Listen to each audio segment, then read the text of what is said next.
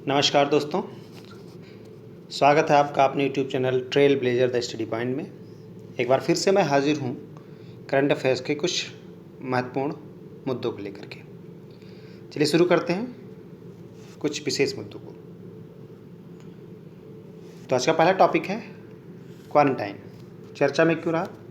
तो दुनिया भर में वैश्विक महामारी कोविड-19 के चलते उससे बचने के उपाय के रूप में इसे बताया गया या अपनाया गया।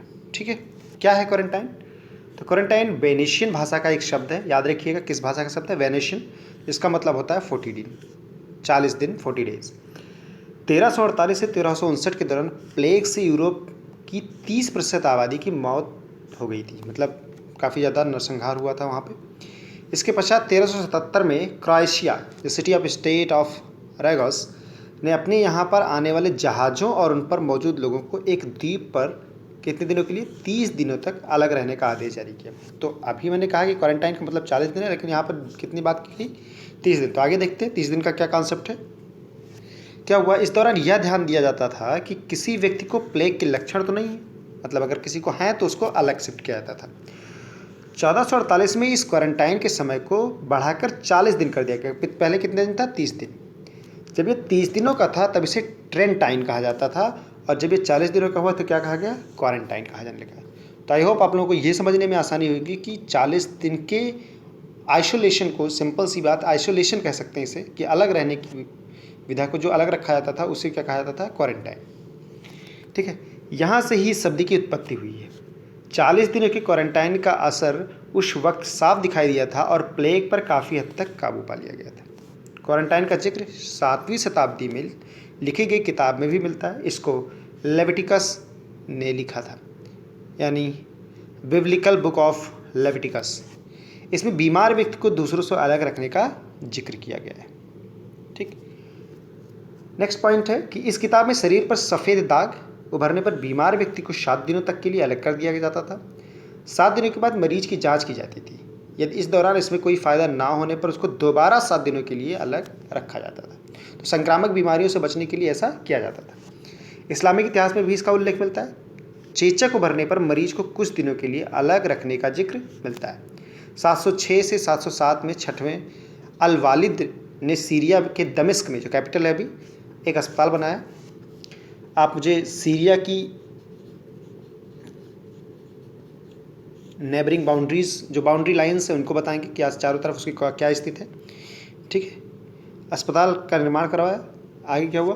उन्होंने आदेश दिया कि चेचक के मरीजों को अस्पताल में दूसरों से अलग रखा जाए। फिर क्वारंटाइन करने की बात कही गई।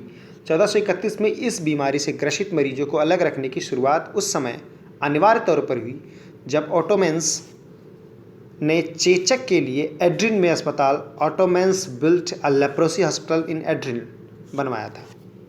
ठीक है, इस्लामिक इतिहास में पहली बार 1838 में क्वारंटाइन की वजह से प्लेग, और फिर यूरोप में 1492 में फैले चेचक, और 19वीं शताब्दी की शुरुआत में स्पेन में फैले येलो फीवर पर नियंत्रण पाया गया। 1831 में फैले हैजा को रोकने में भी काफ़ी मदद मिली।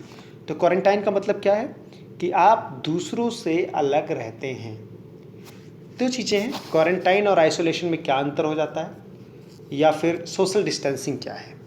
तो सोशल डिस्टेंसिंग, क्वारंटाइन और आइसोलेशन में इतना अंतर है कि सोशल डिस्टेंसिंग किसी भी व्यक्ति के लिए हो सकता है। क्वारंटाइन जो होता है वो उनके लिए विशेषकर होता है कि जो लोग डाउट में हैं कि क्या वो इन्फेक्टेड हैं या नहीं है, आज के युग में जो कोविड-19 चल रहा है।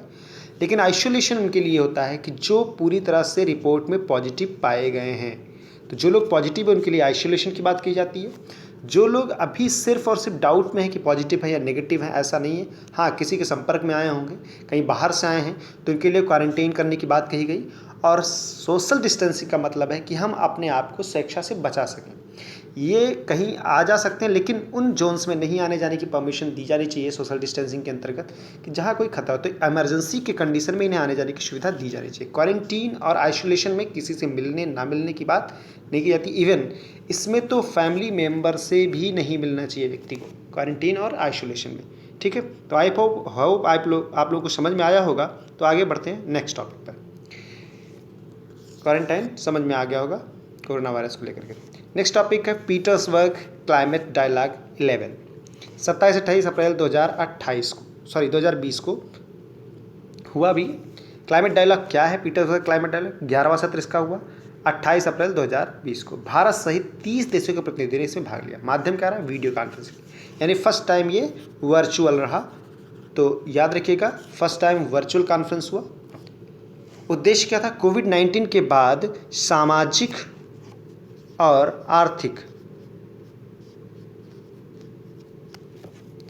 और अर्थव्यवस्था के विभिन्न मामलों से निपटने के तरीकों पर चर्चा करना। मेजबानी किसने की? जर्मनी। हमेशा से जर्मनी मेजबानी करता रहा है और सह मेजबान यूनाइटेड किंगडम रहा। तो याद रखिएगा, सह मेजबान मोस्ट इंपॉर्टेंट है, याद रखना, ठीक है। ये देखिए एक व्यू है वर्चुअल कॉन्फ्रेंसिंग जो चल रही थी उसकी, ठीक है। भारत का प्रतिनिधि कौन रहा? तो श्री प्रकाश जावड़ेकर, जो कि केंद्रीय पर्यावरण, वन और जलवायु परिवर्तन मंत्री हैं। 11वें सत्र के पीटर्सबर्ग जलवायु संवाद की विशेषताएं क्या रही? तो महासचिव जो हैं यूनाइटेड नेशन के जनरल सेक्रेटरी एंटोनियो गुटेरेस ने कोविड-19 के कारण लोगों की पीड़ा और वैश्विक अर्थव्यवस्था की अस्थिरता पर बात की। इन्होंने, यह एंटोनियो गुटेरेस साहब, उन्होंने वैश्विक तापमान वृद्धि को रोकने के उपायों पर बल देने को कहा, यानी ग्लोबल वार्मिंग पर फिर बात हुई है। 2050 तक दुनिया भर के देशों से कार्बन तटस्थता कार्बन न्यूट्रलिटी के प्रतिबद्धता को जताने की बात की उन्होंने, ठीक है। इस सत्र में यह भी कहा गया कि उन देशों को सहायता मिलनी चाहिए जो इस जलवायु परिवर्तन के लिए कम से कम जिम्मेदार हैं। छोटे से कंट्रीज़ हैं, बहुत कम जिम्मेदार हैं, लेकिन इसका प्रभाव तो उन्हें भी झेलना पड़ रहा है। जैसे भूटान जैसे देश, उनका असर तो है नहीं कुछ, इतना ज़्यादा वो कार्बन इमिशन नहीं करते, लेकिन असर वो भी झेल रहे हैं। विकासशील देशों द्वारा अपनी आबादी को जलवायु परिवर्तन के हानिकारक प्रभावों से बचाने में उनकी मदद करने के लिए वित्त पोषण की आवश्यकता, मतलब विकासशील देशों को फाइनेंसिंग होनी चाहिए, ठीक है। ये विकासशील देशों में अनुकूलन प्रयासों के लिए $100 बिलियन प्रतिवर्ष, यानी 1 ट्रिलियन जुटाने के वादे के साथ शुरू हुआ, ठीक। महासचिव ने तीव्र जलवायु विकास के लिए 6 जलवायु संबंधी कार्यों का प्रस्ताव पेश किया, ठीक है। क्या और भी बातें हुई? ये सभी देशों को एक साथ काम करने के लिए प्रोत्साहित किया गया। उन्होंने स्थायी विकास की कार्रवाई के लिए सामान्य रूपरेखा अर्थात वर्ष 2030 एजेंडा, यानी एजेंडा 2030 और जलवायु परिवर्तन पर पेरिस समझौते का भी उल्लेख किया, ठीक है, जिससे अमेरिका अलग हो चुका है। उन्होंने सभी देशों को 2050 तक शून्य उत्सर्जन, वही कार्बन न्यूट्रलिटी की बात कही गई, तक पहुंचने के लिए रणनीतियों को तैयार करने के लिए कहा।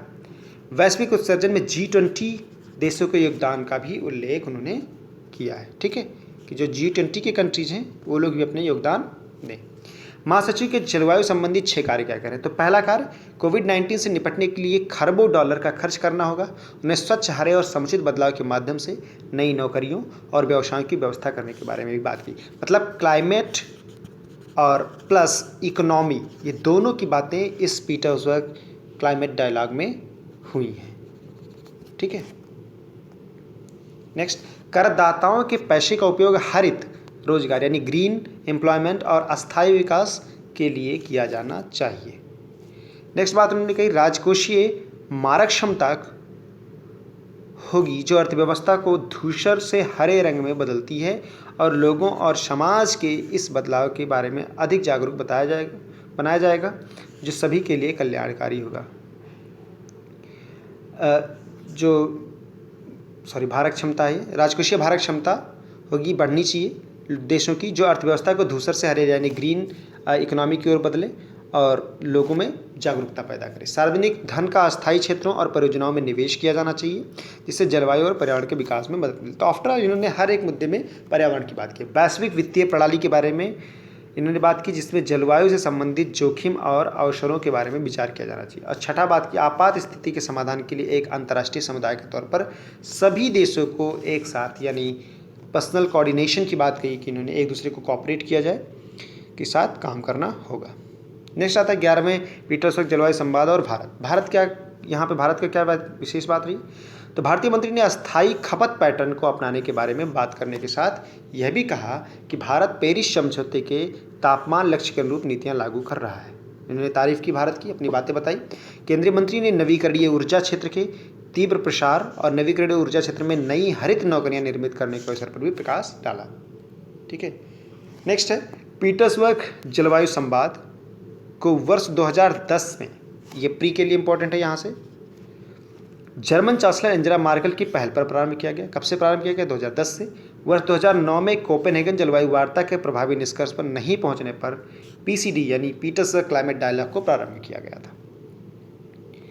इसका 11वां सत्र 2020 में पहली बार वर्चुअल रहा, यानी ऑनलाइन किया गया, जिसकी मेजबानी 2010 से जर्मनी द्वारा की जा रही है। हर साल वही करता है। इस संवाद की यह विशेषता है कि यूएनएफसीसीसी के आगामी सम्मेलन की अध्यक्षता करने वाले देश पीसीडी की सह मेजबानी करता है। तो इस बार सह मेजबान कौन था? यूके था। तो ये श्योर है कि अगली बार यूएनएफसीसीसी की मेजबानी कौन करेगा?